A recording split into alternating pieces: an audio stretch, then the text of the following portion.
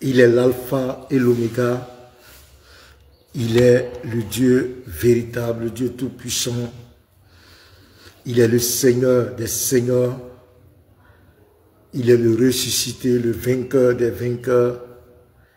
Jésus-Christ, nous lui rendons toute la gloire en ce soir. Je vais élever son Saint-Nom, acclamer sa majesté parce qu'il le mérite. Jésus-Christ, le Dieu véritable, celui-là qui est au-dessus de toutes choses. Nous voulons magnifier son Saint-Nom, acclamer sa majesté, célébrer son nom victorieux, son nom merveilleux.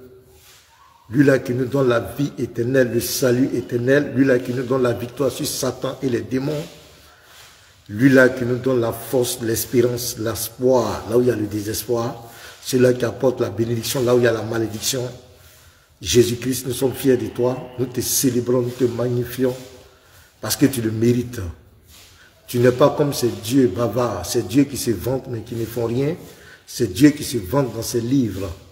Mais toi, tu es un Dieu qui se manifeste, un Dieu qui agit, qui est capable d'être en même temps dans l'éternité et être sur la terre.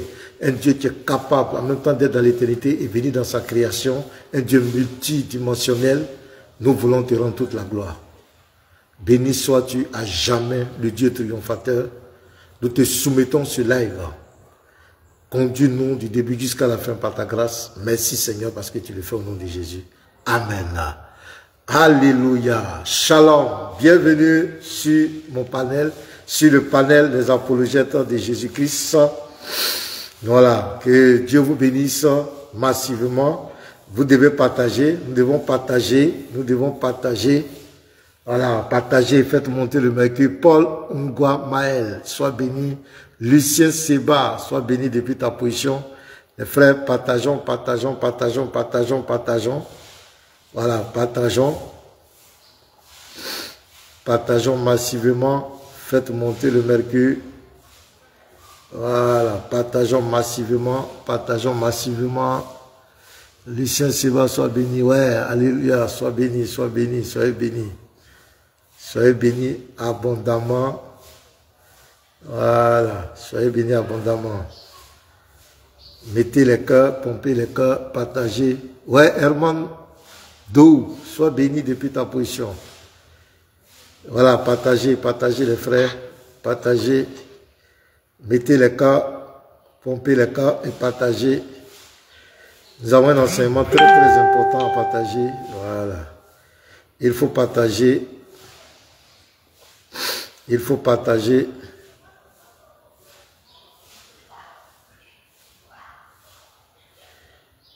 Voilà, partageons. Partageons, partageons, partageons, partageons. Il faut partager.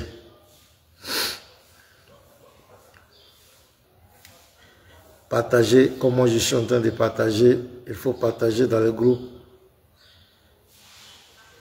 Nous allons vous donner des preuves de la malhonnêteté intellectuelle des gens. C'est-à-dire les gens savent la vérité, mais il faut la combattre. Nous allons vous le montrer. C'est pourquoi, si tu es d'accord avec moi, il faut partager. Jésus-Christ est le Dieu vérité. Il n'y a pas de débat. Les gens veulent nous distraire. Partagez, partagez, partagez, partagez, partagez. On est en train de monter. On doit monter. On doit monter, on doit monter, on doit monter les frères.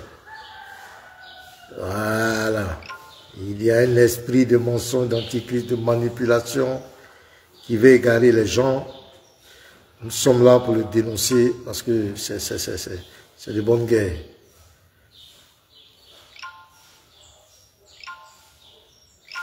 Les gens vont envoyer plusieurs personnes en enfer. Nous ne voulons pas. Oui, allons, partagez. Patrick André Demel, sois béni depuis ta position. Zeus le Sama, sois béni depuis ta position.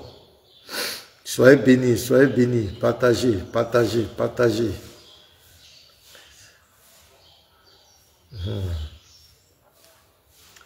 Partagez dans les groupes.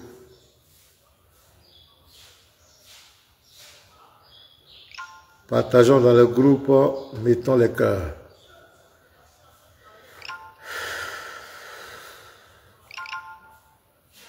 Voilà, faites monter le mercure.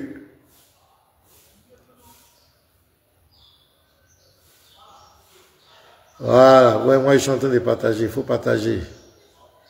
C'est-à-dire quand on dit de partager, c'est pour que plusieurs personnes soient au même niveau d'information que nous. Même ceux qui vont regarder en différé puissent avoir le message du Seigneur. Voilà. Partagez, partagez, partagez.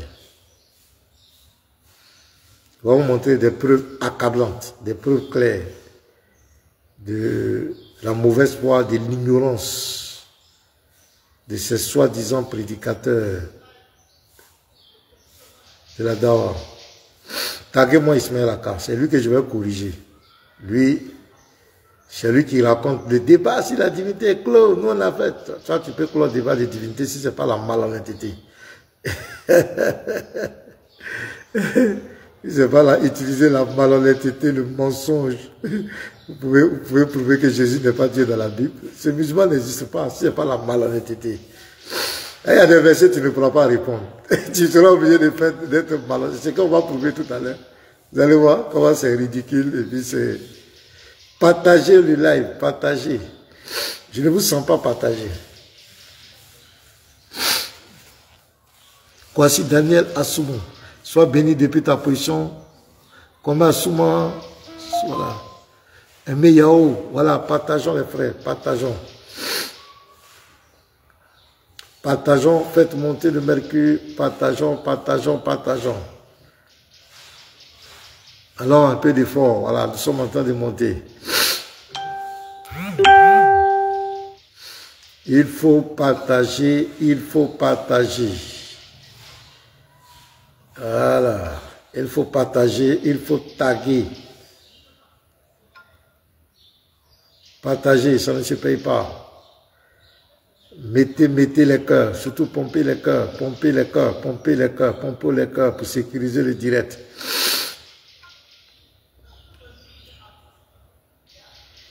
Pompez les cœurs.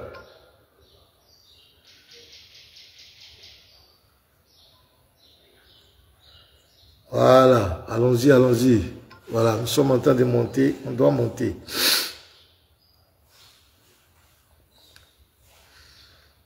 Partagez, partagez, partagez. Bienvenue sur la page Facebook des apologètes. Ici, nous redressons ce qui a été tordu. Nous apportons la lumière là où il y a les ténèbres. Nous apportons la vérité là où il y a le mensonge. Et ce soir, nous allons encore vous démontrer une fois de plus que ces gens sont des menteurs.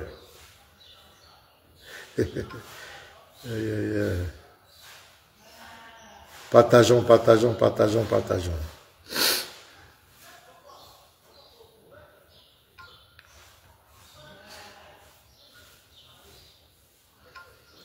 Voilà. Nous allons commencer dans quelques minutes. Il est déjà à 14 h. Je demande seulement de partager un peu d'effort. Alors un peu de courage.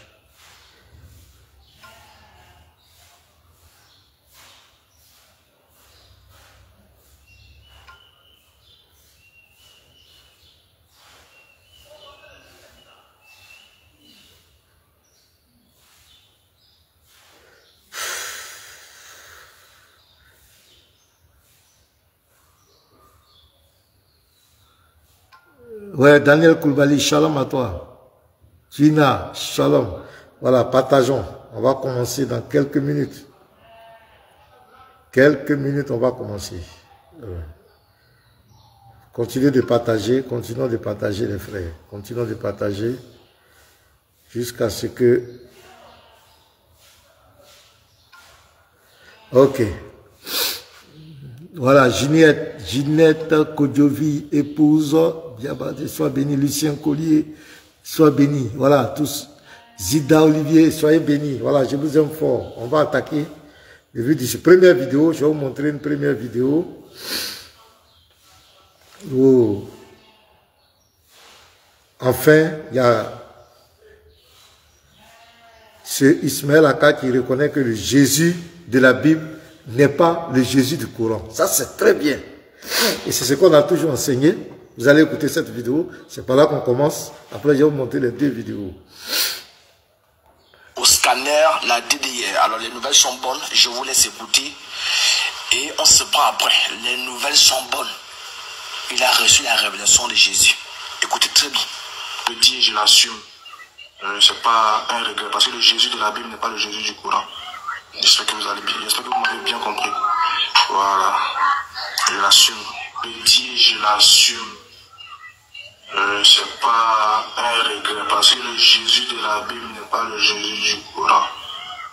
J'espère que vous allez bien. J'espère que vous m'avez bien compris. Voilà. Donc, ça commence très bien. Le Jésus de la Bible n'est pas le Jésus du Coran. Ça, c'est notre ami qui l'a dit. Il dit le Jésus de la Bible n'est pas le Jésus du Coran. Et c'est ce qu'on a toujours dit. On a dit que Issa du Coran n'est pas Jésus-Christ. Et c'est clair. Issa du Coran n'est pas le Jésus de la Bible. Donc ça, c'est déjà une très grande révélation de ce soi-disant fils de pasteur devenu musulman. Voilà. Qui est l'une des têtes de l'État religieux qui dit clairement qu'il assume que le Jésus de la Bible n'est pas le Jésus du Coran. Donc à partir du moment où tu parles de Jésus-Christ, donc tu as dépassé le cadre du Coran. C'est-à-dire tu rentres dans la Bible, tu viens maintenant attaquer les chrétiens. Voilà. Donc, le Jésus-Christ de la Bible, il est véritablement Dieu. Mais le Jésus du Coran n'est pas Dieu. Le Issa du Coran n'est pas Dieu. Donc, il faut que ce soit clair. C'était une petite parenthèse. J'aimerais vous dire quelque chose. Pourquoi je vais vous faire jouer ces deux vidéos et vous savez ce qui se passe actuellement sur les réseaux sociaux partout, dans l'interreligieux, la religion comparée. Il y a un groupe de personnes que vous voyez chaque fois qui s'attaquent à la divinité de Jésus, qui sont farouchement opposés à la divinité de Jésus-Christ. C'est-à-dire que c'est pas parce que souvent vous critiquez l'islam que les gens vont vous haïr ou bien les gens vont vous mépriser, ils vont vous insulter. Mais le simple fait que tu dis de ta bouche que Jésus-Christ est Dieu, c'est la haine. Regardez même l'affiche, la petite vidéo que j'ai faite pour vous inviter à ce live. Allez-y voir les commentaires. Les injures, les propos. Simplement, je parlais de la divinité de Jésus. Pourquoi ça les rentre tant? Pourquoi c'est un problème pour eux que Jésus-Christ soit Dieu? En quoi ça les... Pourquoi c'est un problème pour eux? J'ai remarqué, quand tu parles de la divinité de Jésus à ces personnes, ça peut les tuer. C'est un problème pour les âmes. Je vais vous dire quelque chose. Derrière chaque foi, derrière chaque idéologie, derrière chaque religion, il y a un esprit. Comprenez-moi très bien. Derrière chaque idéologie, derrière chaque foi, derrière chaque religion ou chaque courant de pensée, il y a un esprit derrière. Et chaque foi, chaque idéologie, chaque religion a un objectif bien déterminé. Donc l'esprit qui est derrière cette foi, cette idéologie, cette pensée ou cette religion, si tu acceptes sa religion, si tu acceptes son dogme, tu es obligé de t'aligner à ce pourquoi il a créé cette religion, à ce pourquoi il a créé ce dogme. Donc vous devez comprendre, je le dis sans inciter quelqu'un, je le dis et je l'assure, que le Coran, c'est-à-dire l'esprit qui parle dans le Coran, c'est un esprit qui n'a jamais accepté la divinité à Jésus-Christ. C'est un esprit qui est contre le dogme chrétien. Et il le dit ouvertement. Or, le dogme chrétien est basé sur la divinité de Jésus-Christ. Parce que si Jésus nous a rachetés de nos péchés, il a fait l'expiation, un homme, c'est Dieu seul qui peut faire ça. C'est Dieu seul qui peut régler le problème de l'humanité, l'expiation du péché. C'est Dieu seul qui peut le faire. Donc le dogme des chrétiens de la foi en Christ est basé sur la divinité de Jésus-Christ. Jésus-Christ n'est rien d'autre que Dieu. Parce que s'il n'est pas Dieu, le dogme du chrétien ne sert à rien. Et cet esprit est contre ça. C'est pourquoi il va susciter cette religion. Pour s'opposer au dogme chrétien. Et fondamentalement à la divinité du Christ. C'est pourquoi il va écrire un document, il va écrire un livre pour détourner les gens de la vraie identité de qui est Jésus-Christ. Or, Jésus a dit dans Jean 8, verset 24, si vous ne croyez pas ce que je suis, vous mourrez dans vos péchés. Donc, la méconnaissance de qui est de l'identité réelle de Jésus-Christ peut te faire perdre. Et ce livre, cette religion a été écrite pour détourner les gens de la vraie identité de Jésus-Christ. Pour détourner les gens de qui est véritablement Jésus-Christ. C'est pourquoi ils s'opposent à sa divinité. Donc, tous ces négateurs, ces prédicateurs que vous voyez dans les rues, sont là pour continuer la mission de leur maître, de ce pourquoi cette religion est venue. Donc, ils ne sont là, ils ne sont que des relais, ils ne sont que des instruments utilisés par cet esprit pour continuer sa mission, de s'opposer à la foi en Christ, de s'opposer notamment à la divinité de Jésus-Christ. Donc, ces gens vont croiser les chrétiens. Et les chrétiens vont leur expliquer. Parce que votre divinité n'est pas notre divinité. Voilà. Notre divinité n'est pas votre divinité. Notre divinité est un Dieu multidimensionnel. On vous a expliqué, ils prennent les 33 ans de vie de Jésus sur la terre pour vouloir dire qu'ils connaissent Jésus. Non, les 33 ans de vie, Jésus existait avant les 33 ans de vie. Quand vous lisez Matthieu 5, verset 1, on va lire les versets tout à l'heure, il existe depuis l'éternité. Il existe avant toute chose. On leur a expliqué. Mais les gens comprennent. Les vidéos que je vais vous montrer, en réalité, ils savent que dans le livre de foi des chrétiens, Jésus-Christ est Dieu. Ils savent. Ils savent. Pourquoi je dis ça? Parce que quand le débat chauffe, vous allez voir la malhonnêteté. Parce qu'à partir du moment où quelqu'un utilise le déni, il utilise la malhonnêteté intellectuelle, c'est parce qu'il sait. Il sait que c'est une vérité qui est là, mais il ne doit pas accepter cette vérité. Il sait que c'est une vérité, c'est écrit, il voit. Mais il ne doit jamais accepter cette vérité. Donc dans sa conscience, il sait qu'il y a un problème. Il sait que Jésus, c'est bel et bien écrit, Jésus est Dieu, mais il ne doit pas accepter. Et c'est ce que nous allons voir. Je vais vous donner 2 vidéos. On va passer par la première vidéo. Vous allez voir quelque chose. Vous allez voir le déni. La première vidéo, elle est où? Voilà là. Voilà la première vidéo ici. Partagez, partagez, partagez. Voilà. Vous allez voir ici la première vidéo. Laissez-moi faire. Je vais enregistrer votre micro. Laissez-le reprendre, s'il vous plaît. La salle, merci. Vas-y. Donc c'est au cours d'un débat, et il y a un frère chrétien qui va poser une question. On dirait qu'il y a trop de bruit dedans, mais prêtez attention. Il va poser une question à ce groupe. Et vous allez voir. Attends, je vais revenir. Il va poser une question. Vous allez voir ce que Ismaël Aka va dire. Vous allez écouter sa réponse. Et vous-même, vous allez comprendre qu'il y a quelque chose qui ne va pas. Écoutez, allons-y. Toutes choses ont été faites par elle, et rien de ce qui a été fait n'a été fait sans elle. C'est-à-dire toutes choses ont été créées par elle, rien de ce qui a été créé n'a été créé sans elle. Maintenant, ma question, c'est tout ce qui existe, tout ce qui a été créé par lui.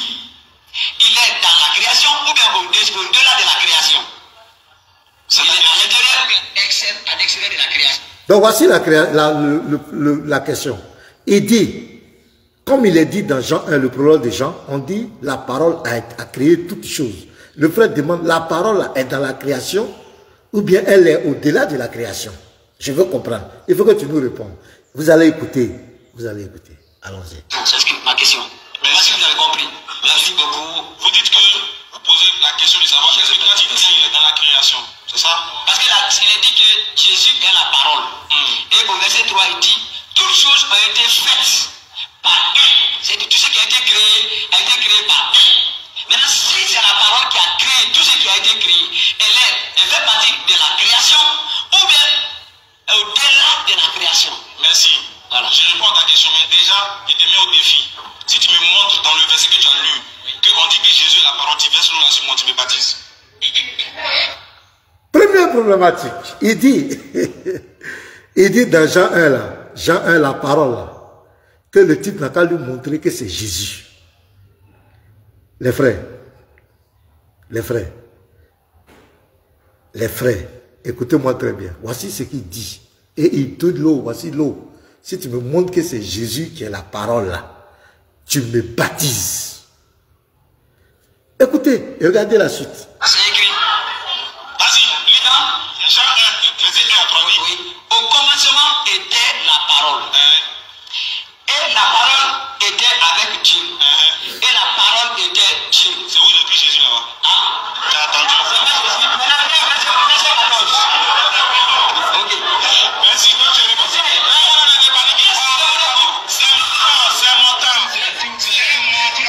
Vous voyez, le frère dit au verset 14, il ne veut plus laisser le frère parler.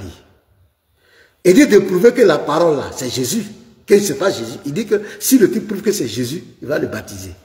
Le frère dit, le verset 14, il ne veut plus laisser le frère parler. Non, c'est mon temps, non, c'est mon temps. Et il y a le vacarme. Et il ne va pas laisser le frère s'exprimer. Mais mes frères, entre nous, est-ce que Jésus n'est pas la parole de Dieu? Est-ce que Jésus n'est pas présenté comme la parole? Avant même de vous donner les versets, honnêtement, vous croyez que ce type ne sait pas, il ne sait pas que Jésus est la parole?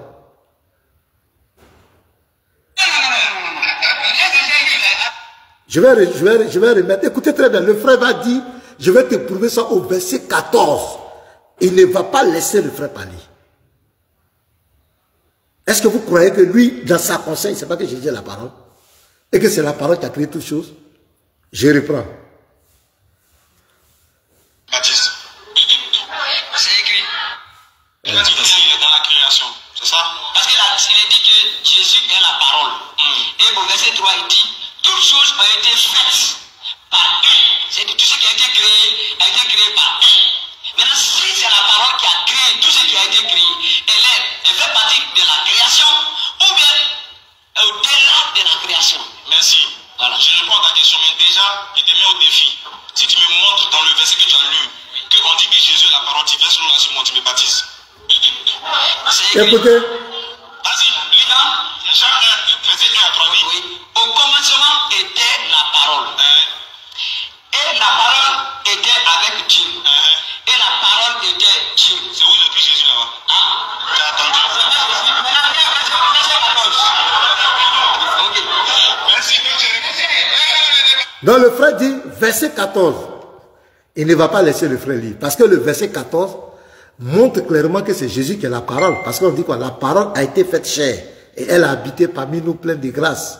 Et nous avons contemplé sa gloire comme la gloire du Fils unique venu du Père. Qui est le Fils unique? C'est Jésus. C'est lui qui est la parole. Donc, il sait la vérité. Il sait. Il connaît la vérité.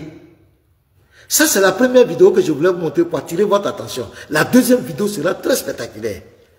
Il sait que c'est Jésus qui est la parole. Dans la Bible, c'est Jésus qui est la parole de Dieu. Et on a toujours fait ce débat. Lui-même, il sait.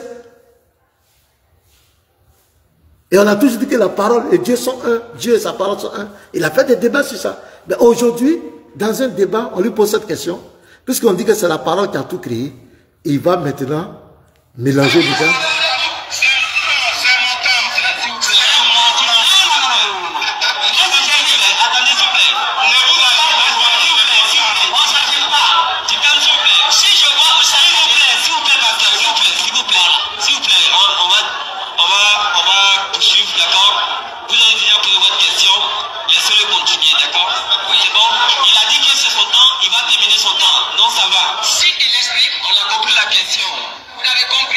Donc vous avez vu, il ne va pas laisser le frère, puisque le frère dit au verset 14, il ne va pas laisser le frère montrer aux gens que la parole c'est vraiment Jésus. Il ne va pas accepter.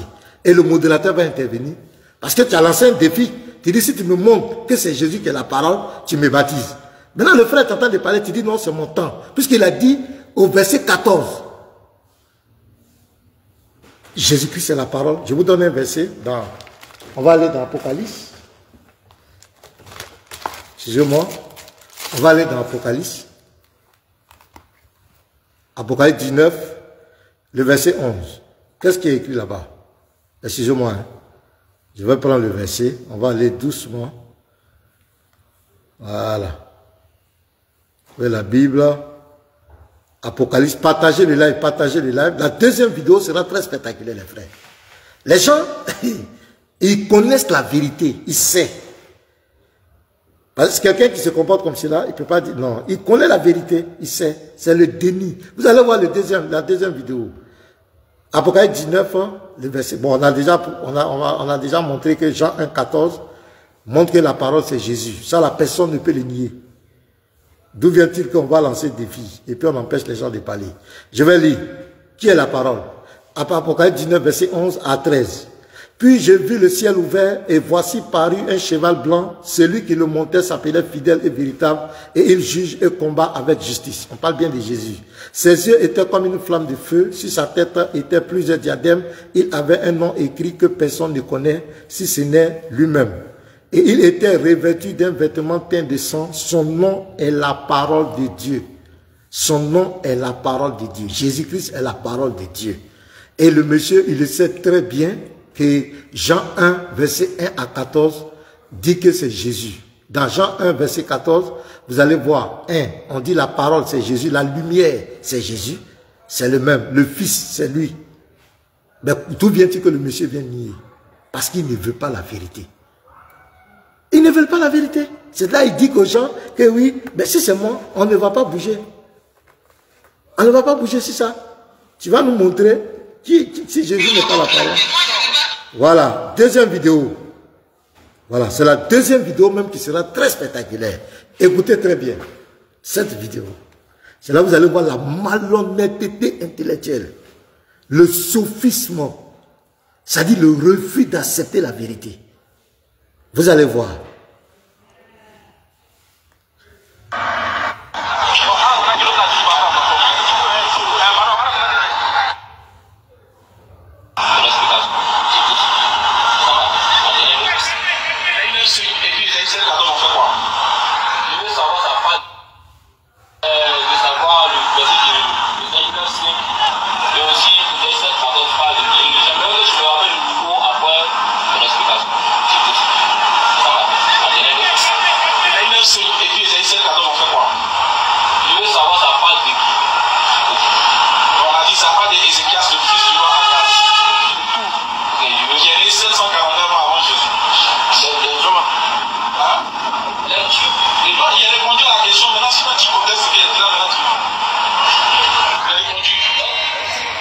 Donc ici, il y a un jeune homme qui est venu dans leur forum, qui lui pose la question. Ésaïe 9, verset 5 à 6, ça parle de qui? Et Ésaïe 7, verset 14, parle de qui? Il dit ça parle du roi Ézéchiel, fils du roi Akari. Quelque chose comme cela. Comprenez bien. Hein? Maintenant, le jeune homme dit on n'a qu'à lire. Il dit non, il faut donner. Écoutez très bien cette vidéo. Amen.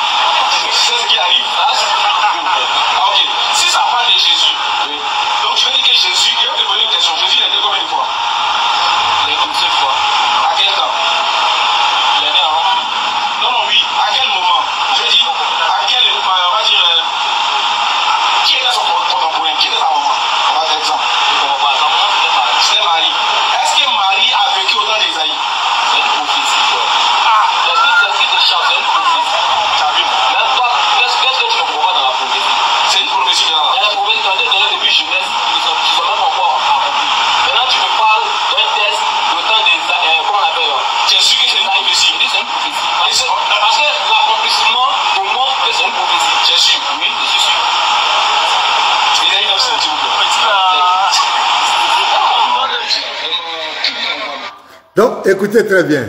Il dit, c'est Ézéchias, le jeune dit c'est Jésus. Qu'est-ce qu'il fait? Il dit, le jeune dit que c'est une prophétie. Maintenant, vous allez voir maintenant son ignorance et sa mauvaise foi.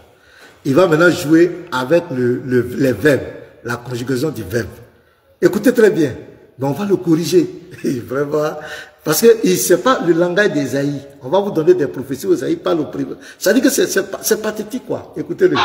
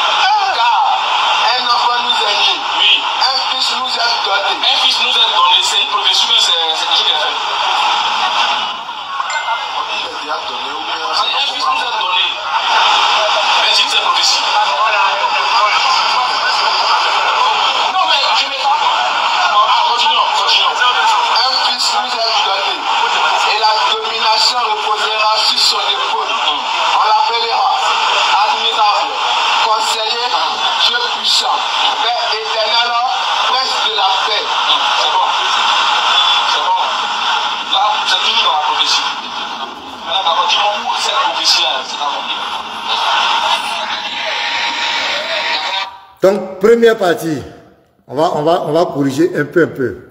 Donc, la première partie, il dit au jeune homme, puisqu'ils ont dit, un fils nous est né, ça veut dire que ce n'est pas une prophétie, c'est que l'enfant est déjà né.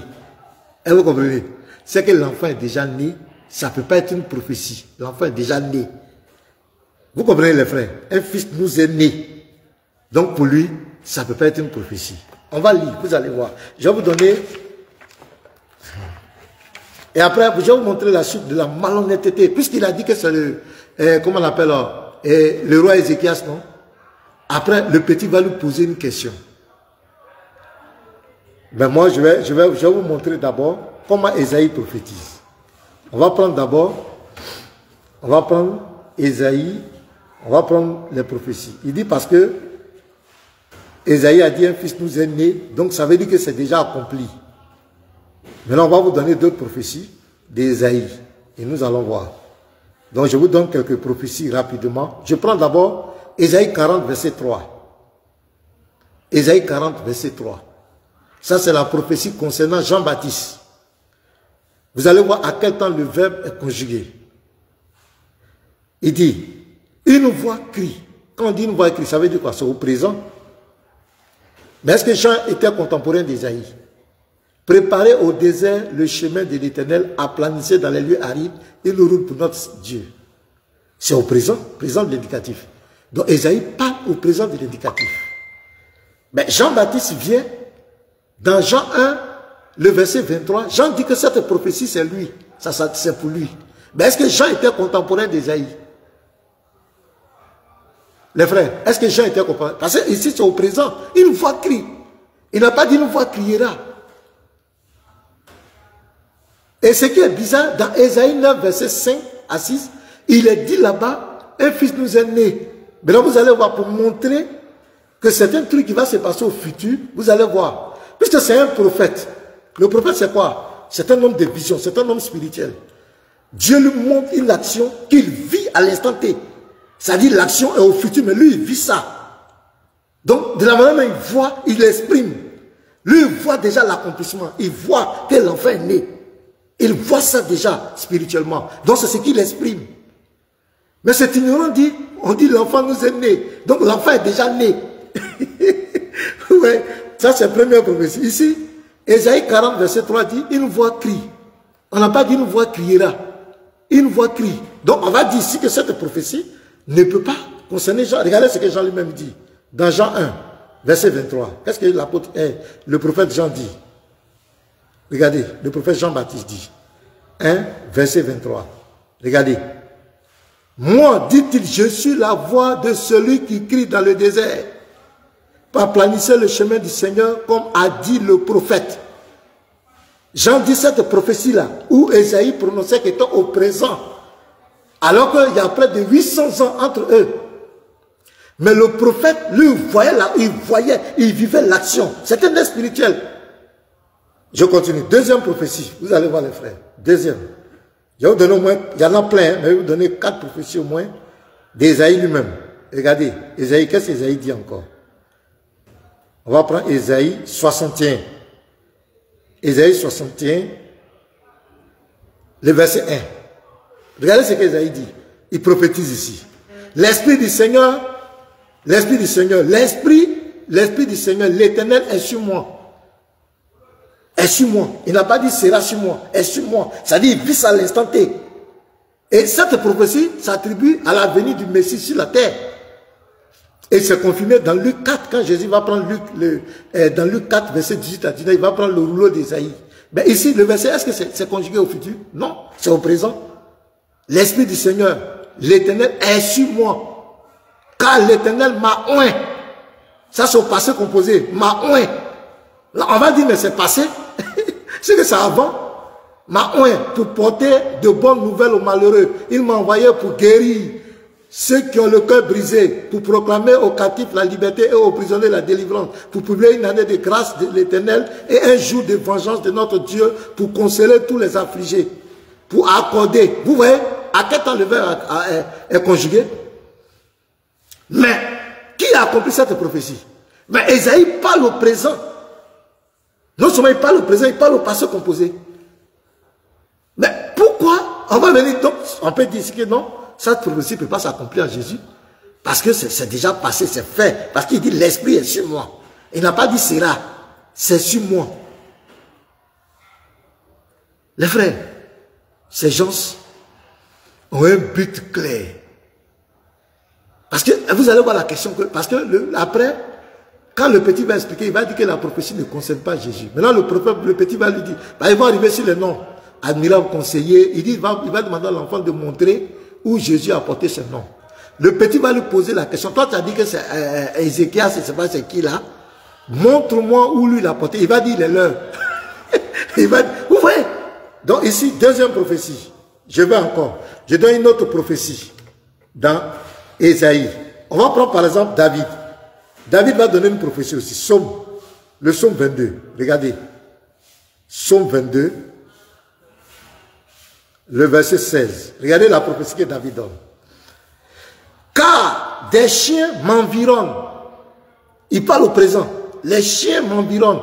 Une bande de scélérats rôde autour de moi. C'est au présent. Ils ont percé mes mains et mes... Il parle ici du passé composé. Ils ont percé mes mains et mes pieds. C'est au passé composé. Je pourrais compter tous mes os et ils observent, ils me regardent. Ils se partagent mes vêtements. Ils parlent au présent. Ils se partagent mes vêtements. Ils tirent au sort ma tunique. Donc David donne une prophétie. Ils vont percer mes mains. Ils vont partager mes habits. Mais David n'est jamais mort les mains percées. On n'a jamais partagé ses vêtements. Il était en train de prophétiser la mort et la résurrection de Christ à la croix. Vous voyez? Mais il parle au présent de l'indicatif. Ça dit que il voit l'action. Il vit l'action. Donc il proclame ça. Maintenant, je vous donne l'accomplissement. Dans Jean 19, verset 23. Ces gens sont des plaisantins. Je vous dis la vérité. Ils ont une mission claire. Jean 19, verset 23. En quoi Isaïe 9 ne concerne pas Jésus? Les soldats, après avoir crucifié Jésus, ils perçaient mes mains, perçaient mes pieds. C'est ça qu'est la crucifixion. Prit ses vêtements et il en fit 4 parts. Il se partageait mes vêtements. Une part pour chaque soldat. Il prit aussi sa tunique qui était sans couture d'un seul tissu depuis le haut jusqu'en bas. Et il dit entre eux, ne la déchirons pas, mais tirons au sort. Ils vont tirer au sort ma tunique. C'est ce que David a prophétisé là-bas. Mais il parlait au présent de l'indicatif. Et il parlait au passé composé.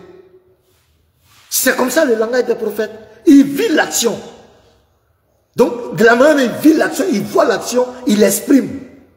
Donc quand Isaïe dit, un enfant nous est né, un fils nous est né, il voit dans la vision l'enfant qui naît. Donc il exprime ça au présent. Il exprime ça même au passé composé. Parce que c'est déjà accompli dans son esprit. Je vous donne une autre prophétie encore. Il y en a plein. Hein? Je vous donne une autre prophétie. On va prendre la prophétie de Jérémie. Jérémie 31. Vous allez voir à quel point les verbes sont conjugués. C'est des plaisantins, ces gens. Les gens, ils savent la vérité. Je vous dis la vérité, ils connaissent. Jérémie 31, verset 15. Ainsi parle l'Éternel. On entend des cris à Rama, on entend, c'est au présent, on entend, on n'a pas dit on entendra. On entend des cris à Rama, des lamentations, des larmes amères. Rachel pleure ses enfants. On n'a pas dit Rachel pleurera ses enfants, elle pleure ses enfants. Elle refuse d'être consolée sur ses enfants car ils ne sont plus. Ça, c'est la prophétie du prophète Jérémie sur ce que Hérode allait faire aux enfants.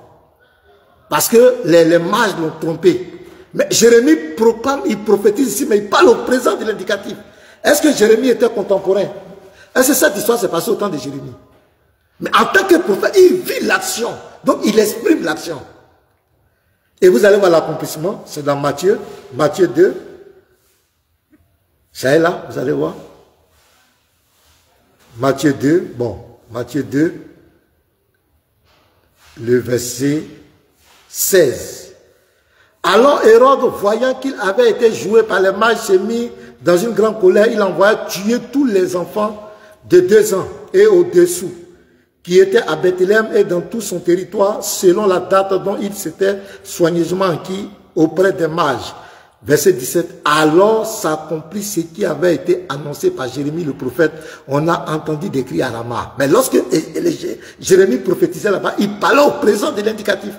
C'est comme si la scène était là. Je vais vous faire rejouer la vidéo. Vous allez voir ce qu'il dit. Il dit, vraiment. Attendez, écoutez.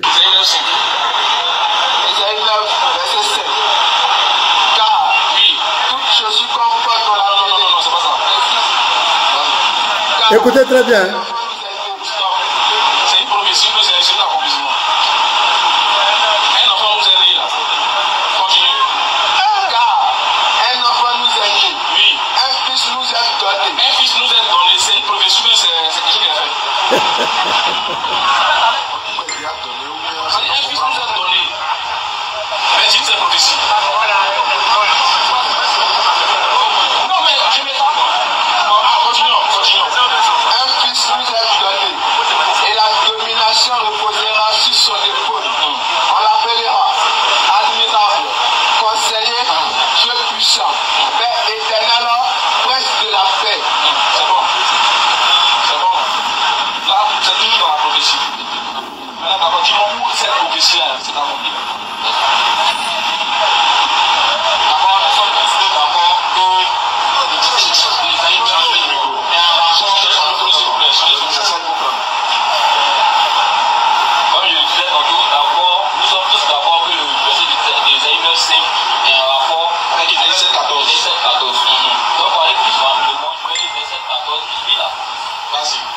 non mais on est d'accord que l'enfant là, son nom est donné dans Ésaïe 9:5. Son nom, oui, moi son nom est bon.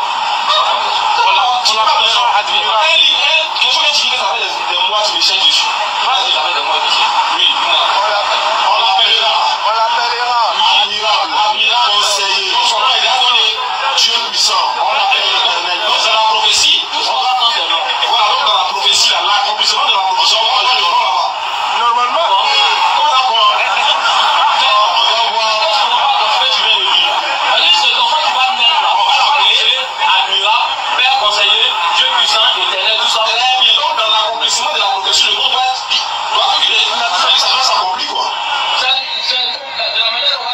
donc, il dit que dans l'accomplissement de la prophétie, si tu dis que c'est Jésus, on doit voir les noms là. C'est pas ça? Voilà la question. Donc, premier point qu'il a posé, il a parlé par rapport au verbe, à la conjugation du verbe. Donc, pour lui, comme on l'a dit, un enfant nous est né, un fils nous est donné, donc ce n'est plus une prophétie. Je vous ai prouvé le langage des prophètes. Je vous ai déjà prouvé. Donc, ça, c'est balayé. Maintenant, deuxième point, il dit qu'il faut que les noms là, les noms soient attribués à l'enfant. Maintenant, alors que lui, il avait déjà dit que la prophétie, ça parle d'Ézéchias, le fils d'Akaz. Donc le petit va lui poser la question maintenant. Mais toi aussi, tu avais dit que ça parle d'Ézéchias, le fils d'Akaz. Donc montre-nous où il a porté les noms. Parce que moi, je vais vous montrer tous les noms qui ont été cités là. Tout est attribué à Jésus-Christ. Il n'y a pas de débat. Mais lui, vous allez voir, le petit va lui poser la question.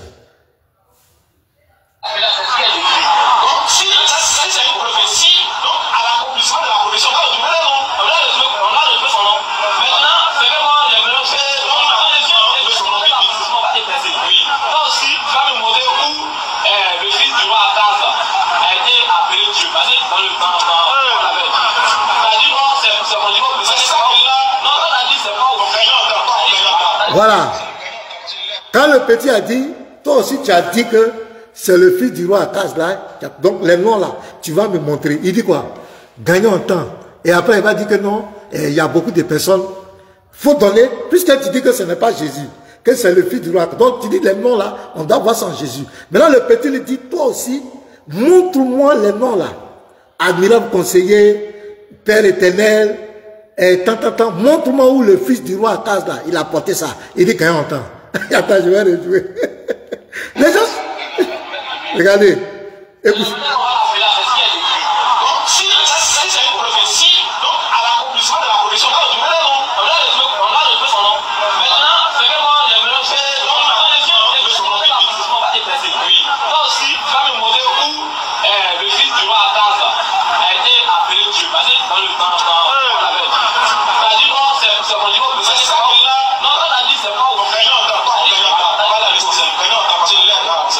Voilà. Gagnons en temps. Parce que l'heure est déjà avancée. Voici. Donc il sait. Il sait qu'il a menti. Il sait que, en réalité, cette prophétie n'est pas pour le fils du roi Akaz. Il sait. Dans sa conscience, il sait. Maintenant, le petit, il est en train de brouiller le petit. Le petit dit maintenant, toi, tu dis que dans l'accomplissement dans la prophétie, la personne doit porter les noms. Le petit lui dit, mais montre-moi, toi ton roi Akaz là, le fils du roi Akaz là, montre-moi où il a porté ce nom, où on l'appelait Dieu là. Il dit, gagnons en temps. Gagnons en temps, il est l'heure.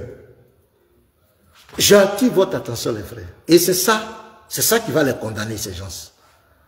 Devant Dieu, ils vont répondre à ces questions. Souvenez-vous, quand j'ai eu un débat avec Oustad Diané sur la divinité de Jésus, je lui ai posé une question dans 1 Jean 5, le verset 20, où on dit le Fils.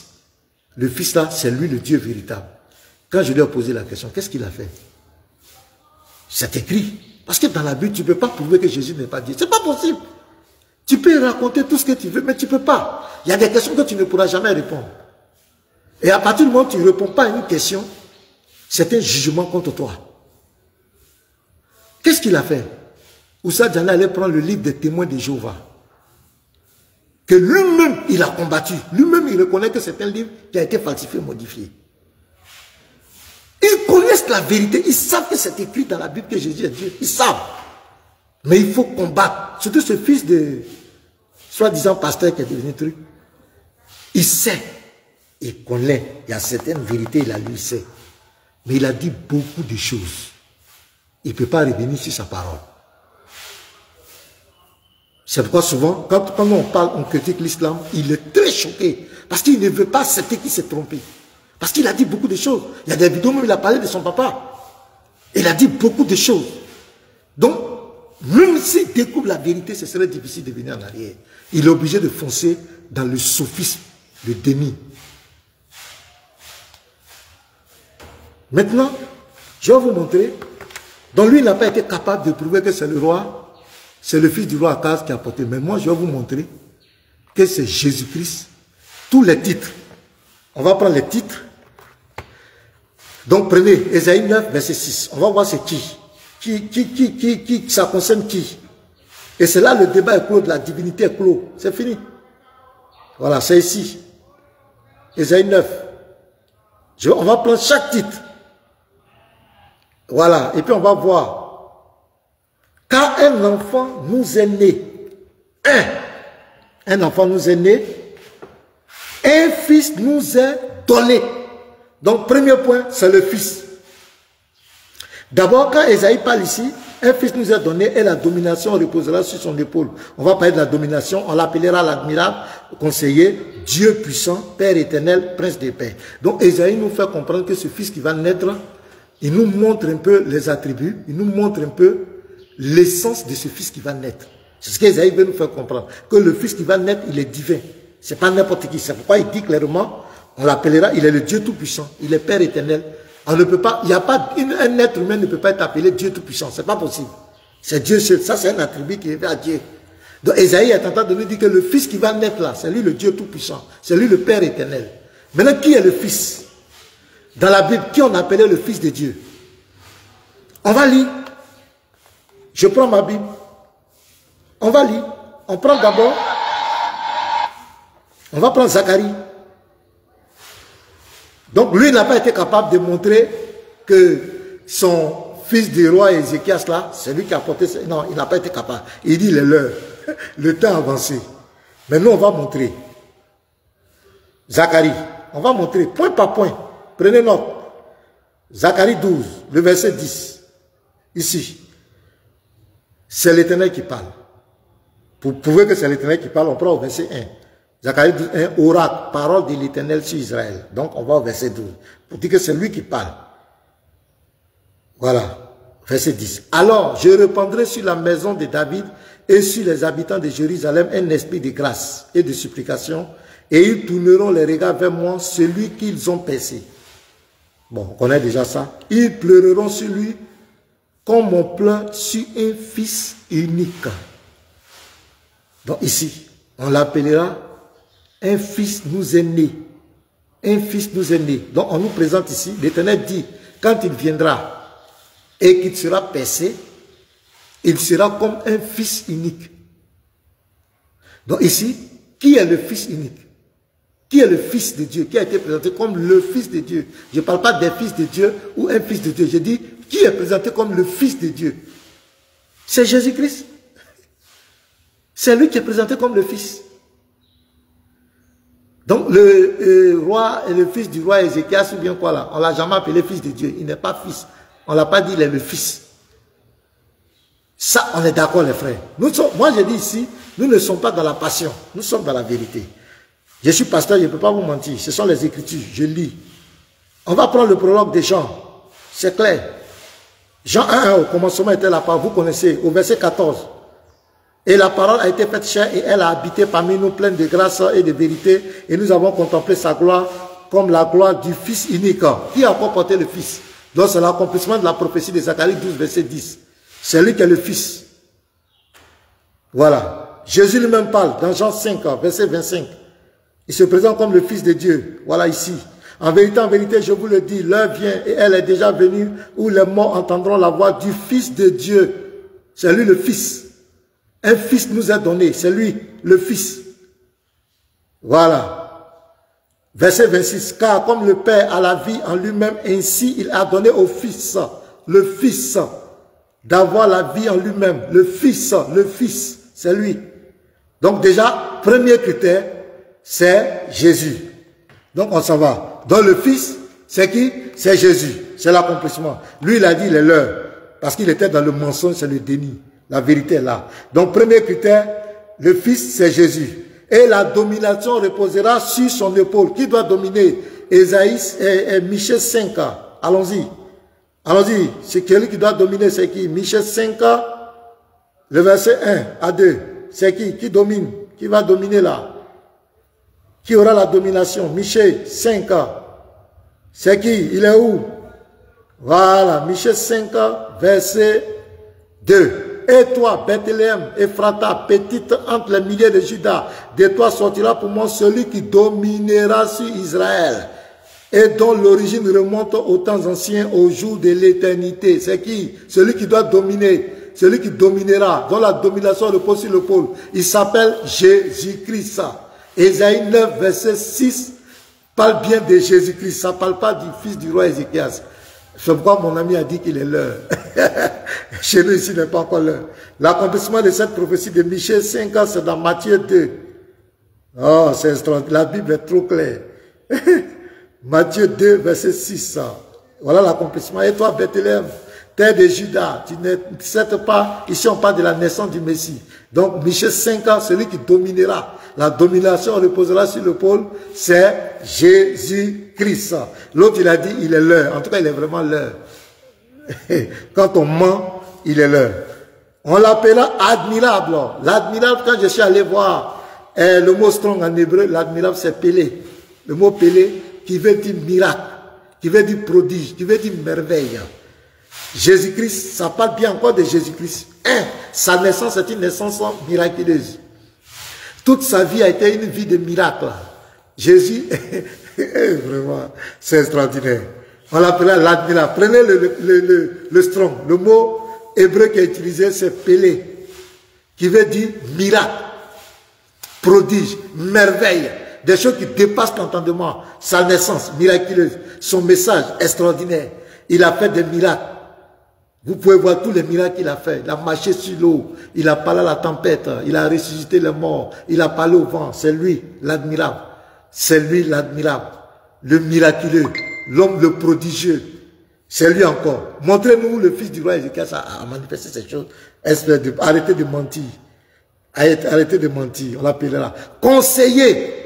Et il a été le plus grand conseiller de tous les temps. Je vous donne un verset extraordinaire. Jésus, le plus grand conseiller de tous les temps. Regardez, dans Jean 7, Jean 7, où on envoyait les huissiers, pour venir l'arrêter. Jean 7, verset 46. Regardez ce qu'ils vont dire de lui.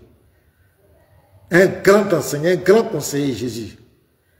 Il dit, les huissiers répondit, jamais homme n'a parlé comme cet homme. Jamais homme n'a parlé comme cet homme. On les envoyait pour l'arrêter Jésus. Quand ils se sont arrêtés pour écouter les conseils, la prédication qu'il donnait, ils ont dit non, on ne peut pas arrêter ce type-là. Quand ils se sont retournés, on leur a dit, mais pourquoi vous ne l'avez pas arrêté? Il dit, jamais homme n'a parlé comme cet homme. C'est le plus grand conseiller de tous les temps. Quand Jésus parle, tout le monde fait silence. Même ceux qui venaient le piéger, les astuces, il n'y a pas. Le plus grand conseiller de tous les temps. On continue. On n'a pas encore fini. Donc nous, on entend, lui, il a dit qu'il est le menteur qui veut cacher la divinité à Jésus, qui est venu combattre la divinité à Jésus. Il dit qu'il est leur. Il n'a pas pu répondre. Le petit lui a dit, donne-nous où ces trucs-là se sont accomplis dans ton type-là. Tout ça, parce qu'il est contre la divinité. Il sait que le verset parle de Jésus. Le verset est clair.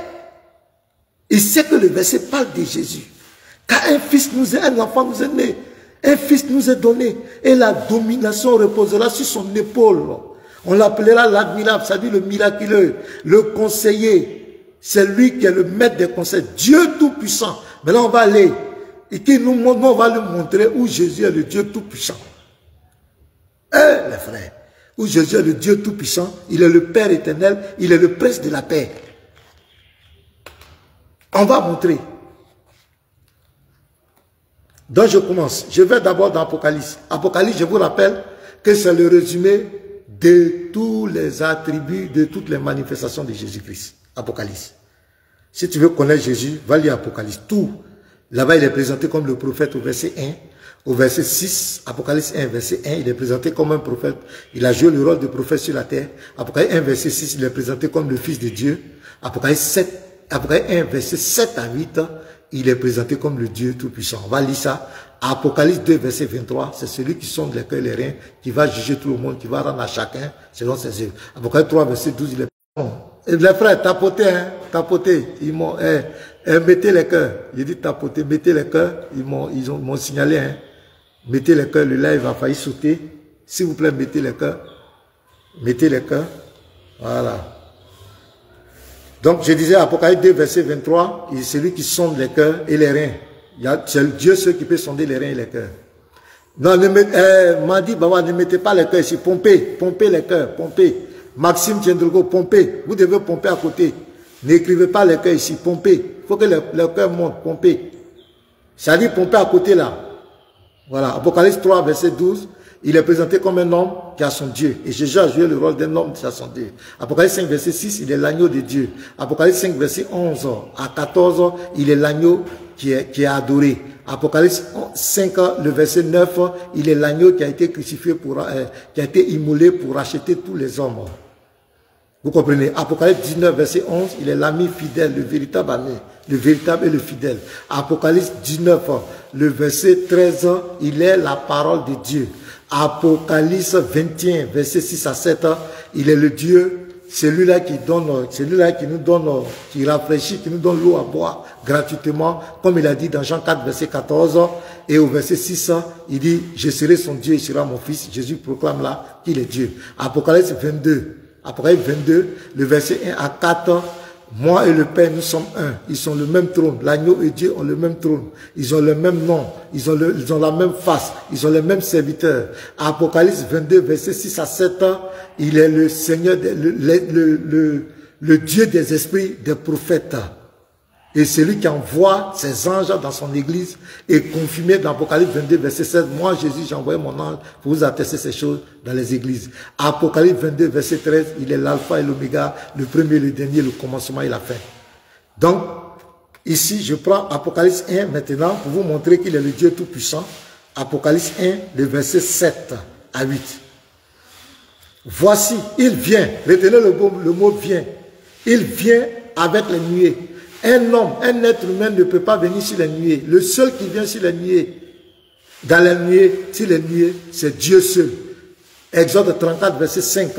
Et quand il a dit ça devant le souverain sacrificateur dans Matthieu 26, le verset 60 au verset 65, quand il a dit qu'il vient, il a déchiré ses vêtements, il dit Jésus a blasphémé. C'est lui ici. Voici, il vient. Retenez le mot, il vient. Avec les nuées et tout œil le verra, même ceux qui l'ont percé. Zacharie 12, verset 10, il a dit quoi? C'est l'Éternel qui dit, ils tourneront le regard vers moi, même ceux qui m'ont percé. Voilà. Et toutes les nations de la terre se lamenteront à cause de lui. Oui, amen. Le verset 8, c'est lui qui parle, celui qui vient maintenant, c'est lui qui parle. Je suis l'alpha et l'oméga. Qui a proclamé ça? C'est lui, Jésus. Apocalypse 1, le verset 17. Apocalypse 21, verset 6. Apocalypse 22, verset 13. C'est lui qui est l'alpha et l'oméga. Dit le Seigneur Dieu.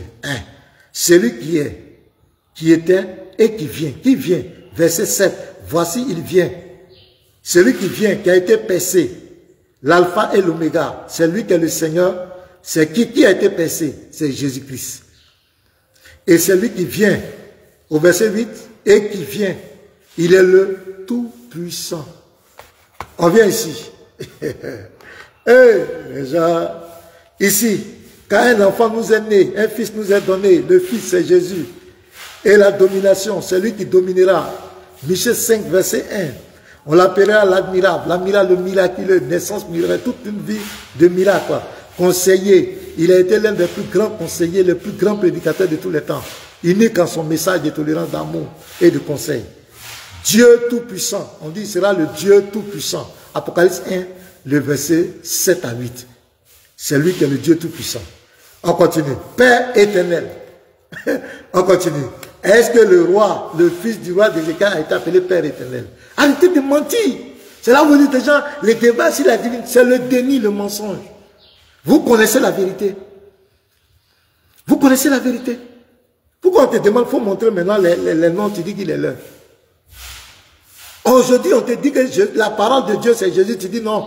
Si on te montre, on te prouve que Jésus, on va te montrer, Jean 1, verset 14, tu dis non, c'est mon temps de parole. Laisse, il va te démontrer. Donc vous connaissez la vérité. Vous voulez jouer avec les gens. Mais c'est un jugement contre vous.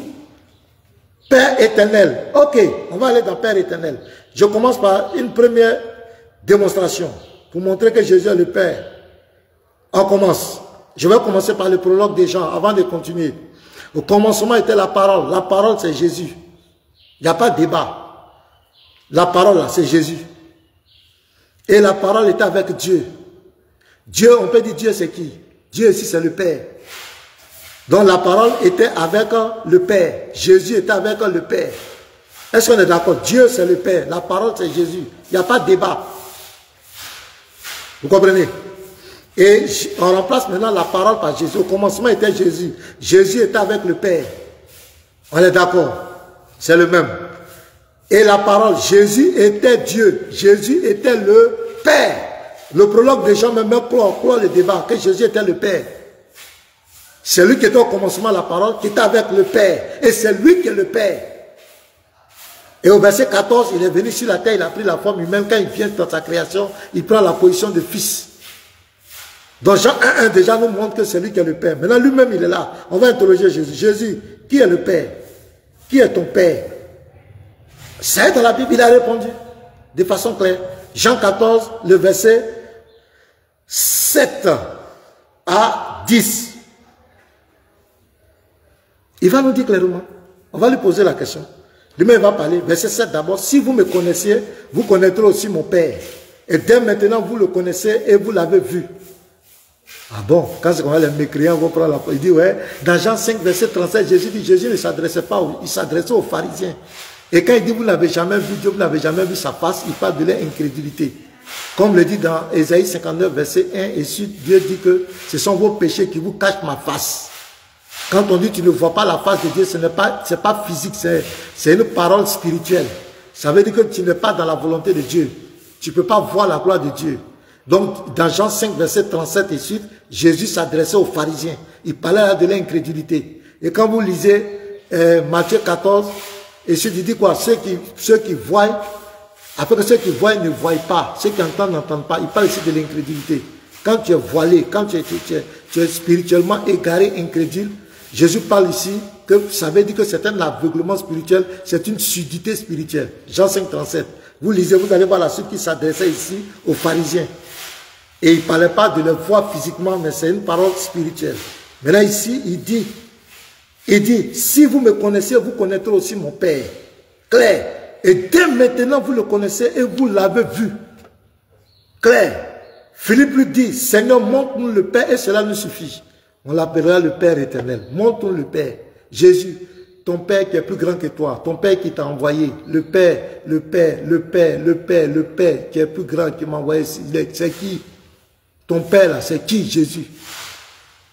Verset 9. Jésus lui répondit, il y a si longtemps que je suis avec vous et tu ne m'as pas connu, Philippe. Philippe voulait connaître qui? Il voulait voir qui? Le Père. Qui se présente comme le Père ici? Jésus le dit clairement. C'est le verset le plus clair dans la Bible. Il le dit clairement que c'est lui le Père. Celui qui m'a vu a vu le Père. Celui qui m'a vu a vu le Père. Le Père, c'est la dimension éternelle de la divinité invisible et le Fils, c'est la manifestation physique. Donc, c'est les deux faces d'une pièce. La face physique, la face invisible. Donc, quand il dit celui qui m'a vu, ça dit tu as vu ma forme physique, tu as vu ma forme spirituelle. C'est ce que Jésus est entendu. Celui qui m'a vu a vu le Père. Clair. Donc, le Père n'est pas quelque part. Il continue. Celui qui m'a vu a vu le Père. Comment dis-tu montre-nous le Père? Il dit, comment tu dis de te montrer le Père? C'est moi ici devant toi. Seulement, c'est la forme physique que j'ai pu venir sur la terre. C'est ma manifestation physique que tu vois. Sinon, c'est moi. S'il n'y a pas quelqu'un. Et il va continuer. Ne crois-tu pas que je suis dans le Père? Moi et le Père, nous sommes un. Et que le Père est en moi. Moi et le Père, nous sommes un. C'est ce qu'il déclare. Donc Jésus a proclamé que c'est lui le Père éternel. Donc quand Esaïe parle de Père éternel ici, et que mon cousin dit qu'il est leur, regarde, il est le Dieu Tout-Puissant, c'est lui le Père éternel. C'est lui qui est le Père éternel. Mais il a pris la forme de Fils pour venir nous sauver. Donc les 33 ans de vie là, c'était juste pour nous sauver, pour nous les hommes. Et il a dit dans Matthieu 20, verset 28, le Fils de l'homme est venu, non, pour être servi. Il n'est pas venu pour se glorifier, mais il est venu pour servir et donner sa vie comme la rançon de plusieurs. Donc, à tous ceux qui disent, oui, il n'y a pas de Dieu, le Dieu de la Genèse à l'Apocalypse là, c'est lui qui est Jésus-Christ. Ça dépend des positions qu'il prend, des rôles qu'il doit jouer. Même il a fait la théophanie. Quand on parle de l'ange de l'Éternel, c'est le même. L'ange de l'Éternel, c'est lui. C'est le même. Jésus-Christ là, c'est lui encore. C'est le nom qu'il est venu nous donner, le nom du salut, le nom de la victoire. C'est pourquoi c'est le nom qui est au-dessus de tous les noms. C'est le même Dieu qui a fait ça. C'est le même qui est le Saint-Esprit. Là, il vient habiter en nous. Vous voyez, il n'y a pas trois dieux, il n'y a pas trois, un, trois. Non, c'est lui, le même. Et c'est ce qui prouve son omnipotence. Parce que s'il doit se diviser en plusieurs, c'est qu'il n'est plus omnipotent. C'est le même qui est à la fois Père, qui est à la fois Fils, qui est à la fois le Saint-Esprit. C'est pourquoi quand il dit Matthieu 28, verset 19, il dit baptisez-les au nom du Père, du Fils et du Saint-Esprit. Le Père, le Fils, le Saint-Esprit, c'est la même entité. C'est pourquoi les apôtres ont baptisé au nom de Jésus-Christ. Vous devez comprendre ça. Donc le Père, c'est lui. Et c'est pas quand on va mourir, quand tu vas aller au ciel, tu ne vas pas voir un papa qui a barbe. Non, non, non. Celui qu'on verra tous, c'est Jésus-Christ. C'est à lui que nous allons rencontrer tous. C'est pourquoi c'est lui qui va nous juger. Il n'aura pas un papa qui est assis à côté, et puis le fils assis à côté sur un petit tabouret, et puis il entend le juger, et puis il dit, papa, tu avais lu là, il était méchant. Hein. Bon, je vais aller voir l'enfer. Papa, tu es d'accord? Non, non, non, non, non. Tu ne vas pas voir papa là-bas. Tu ne vas pas voir Allah, tu ne vas pas voir Djibril, tu ne vas pas voir Mohamed, tu ne vas pas voir un père avec barbe. Celui que tu vas voir, c'est Jésus-Christ. C'est lui qui est la parole, c'est lui qui est la manifestation physique. Et c'est lui qu'on verra. Donc le Père éternel, c'est lui qui est Jésus-Christ. C'est lui. Il n'y a pas quelqu'un. C'est lui. Dernier point. On dit quoi ici? Il s'appellera quoi encore? Le prince de paix. On va lire. Le prince de paix. On va lire. D'abord, on va prendre Jean 14, verset 27. Qui donne la paix? Le prince de paix, c'est lui qui donne la paix. Jean 14, le verset 27. Qu'est-ce qu'il dit ici? Je vous laisse la paix. Je vous donne ma paix. C'est lui le prince de paix. Je vous laisse la paix. Je vous donne ma paix. Je ne vous donne pas comme le monde donne, que votre cœur ne se trouble point et ne s'alarme point. C'est lui le prince de paix. C'est lui qui donne la paix. Et qui nous donne la paix. Jean 20, verset 19. Qu'est-ce qu'il dit là-bas encore? Le soir de ce jour, qui était le premier de la semaine, les portes du lieu où se trouvaient les disciples étant fermées à cause de la crainte qu'ils avaient des Juifs, Jésus vint se présenter au milieu d'eux et leur dit, la paix soit avec vous. On ne donne que ce qu'on a. C'est lui le prince de paix. C'est pourquoi il donne la paix. C'est lui qui donne la paix. C'est lui le prince de paix. On vous attend. Le défi est lancé. Montrez-nous.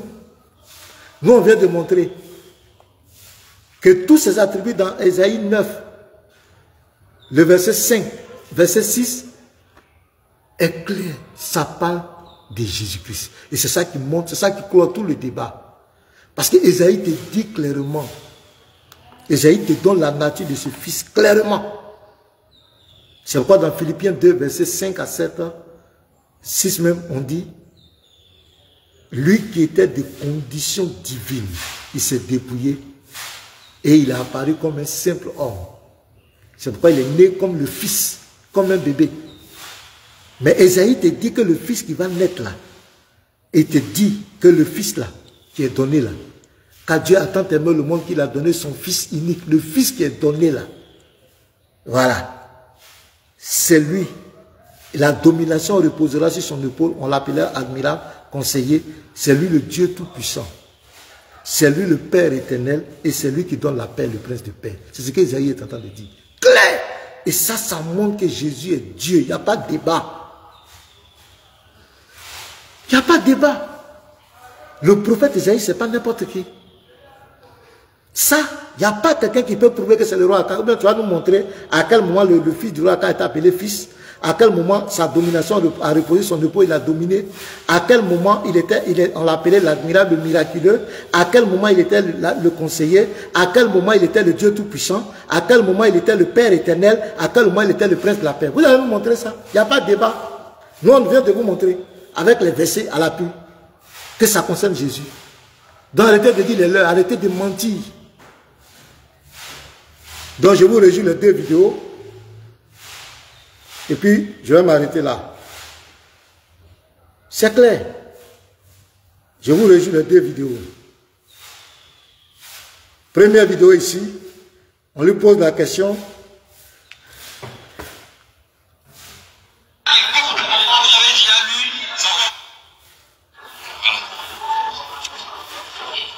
Jean chapitre 1, au verset 3, on dit toutes choses ont été faites par elle. Et rien de ce qui a été fait n'a été fait sans elle. C'est-à-dire toutes choses ont été créées par elle. Rien de ce qui a été créé n'a été créé sans elle. Maintenant ma question, si tout ce qui existe, tout ce qui a été créé par lui, il est dans la création ou bien au-delà de la création? Il est à l'intérieur ou bien à l'extérieur de la création? Écoutez la réponse, le sophisme, la malhonnêteté. Vous dites que vous posez la question de savoir si il est dans la création, c'est ça? Parce qu'il est dit que Jésus est la parole. Et au verset 3, il dit, toutes choses ont été faites par elle. C'est-à-dire tout ce qui a été créé par elle. Maintenant, si c'est la parole qui a créé tout ce qui a été créé, elle fait partie de la création ou bien au-delà de la création. Merci. Voilà. Je réponds à ta question, mais déjà, je te mets au défi. la parole, tu verses l'eau là sur moi, tu me baptises. C'est écrit. Vas-y, lis dans Jean 1, verset 1 à 3. Oui. Au commencement était la parole. Et la parole était avec Dieu. Et la parole était Dieu. C'est où il écrit Jésus là-bas? Hein? T'as attendu. Ok. Merci, donc tu réponds. Donc le frère dit au verset 14, il va dire c'est mon temps, il ne va plus laisser le frère montrer aux gens que ça parle bien de Jésus. Tu vois la malhonnêteté. Il sait que dans Jean 1, verset 1 à 3, c'est pas écrit le mot Jésus. Tout le monde sait ça. Mais le verset parle bien de Jésus. Il sait. Mais c'est la malhonnêteté. Maintenant, le frère dit au verset 14, je vais te montrer que ça parle de Jésus. Parce que le verset 14 va trancher. Il va refuser que le frère ne parle. Donc, ce type dans sa conscience, il sait la vérité. Il sait que le verset, la parole là, parle bien de Jésus. Ouais, c'est mon temps. C'est mon temps. Il ne va plus le laisser. Il ne va plus le laisser répondre. C'est la malhonnêteté. On sait. Il sait que la parole, c'est Jésus. Il sait. Ouais. Donc, il sait que c'est la parole qui est Jésus. C'est Jésus qui a créé toutes choses. Il sait. Vous croyez qu'il ne sait pas? Il sait. Pourquoi il refuse? Maintenant, deuxième vidéo qu'on a corrigée. Donc, je suis en train de vous montrer que ces gens savent la vérité. Mais il faut combattre. Ils sont arrivés trop loin. Pour revenir encore, c'est difficile. Et c'est deuxième vidéo. Deuxième vidéo, on va demander les nouvelles à l'époque. Isaïe 9, 5. Et aussi, verset 14 parle de Dieu. J'aimerais que je me rappelle le niveau après l'explication. C'est possible. Ça va? Allez, Isaïe 9, 5 et puis Isaïe 7, 14, on fait quoi? Je veux savoir, ça parle de qui? On a dit, ça parle d'Ézéchias, le fils du roi Akaz. Ça parle d'Ézéchias, le fils du roi Akaz. Comment on peut mentir comme cela?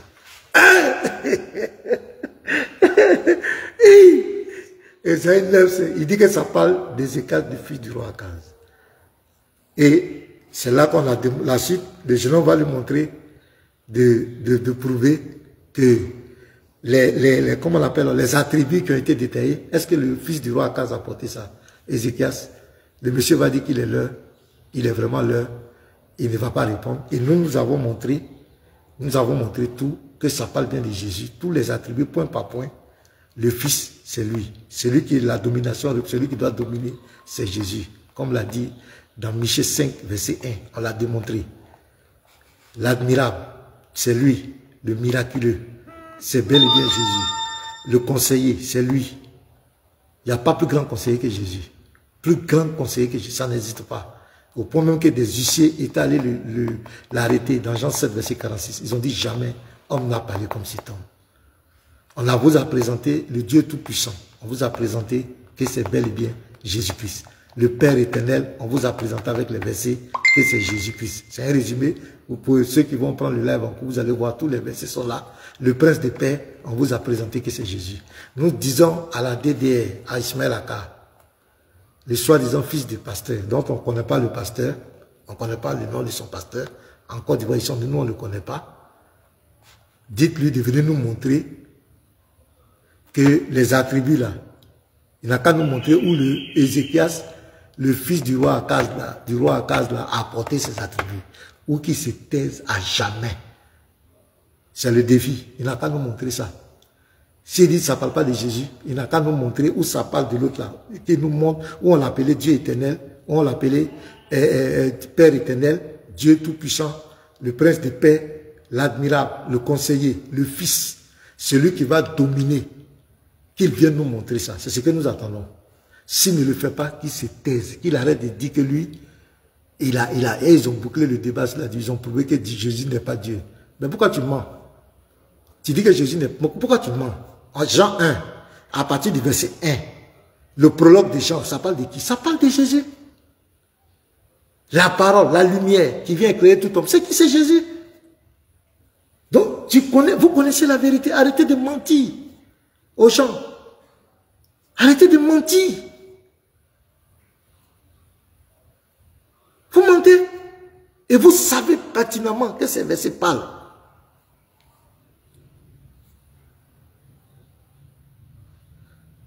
Lui, la réponse, tu ne sais même pas parler français.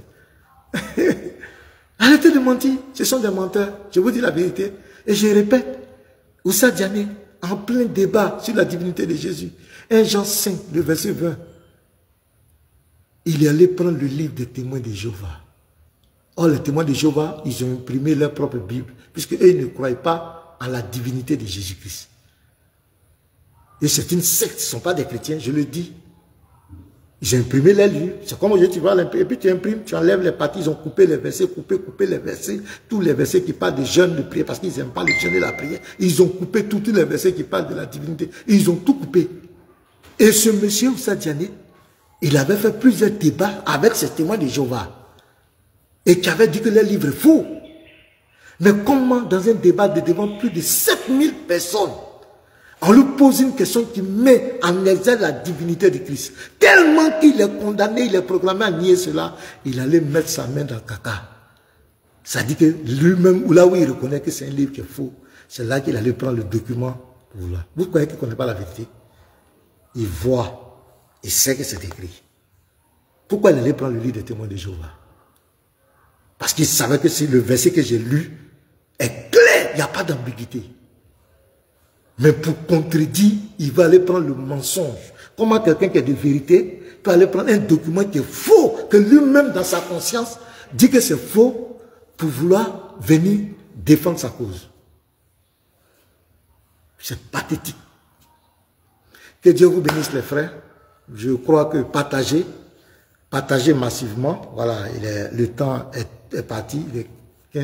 Voilà, partagez massivement. On sera à la prochaine. Que Dieu bénisse. On a un enseignement qui vient, on a plus d'enseignements. Voilà, on a plus d'enseignements qui viennent encore. Nous sommes là pour réfuter tous les mensonges. Tous les mensonges seront réfutés. Seulement, on vous demande de partager. Dans les groupes, partagez massivement partout. Taguez-les. Voilà, que Dieu vous bénisse. Shalom.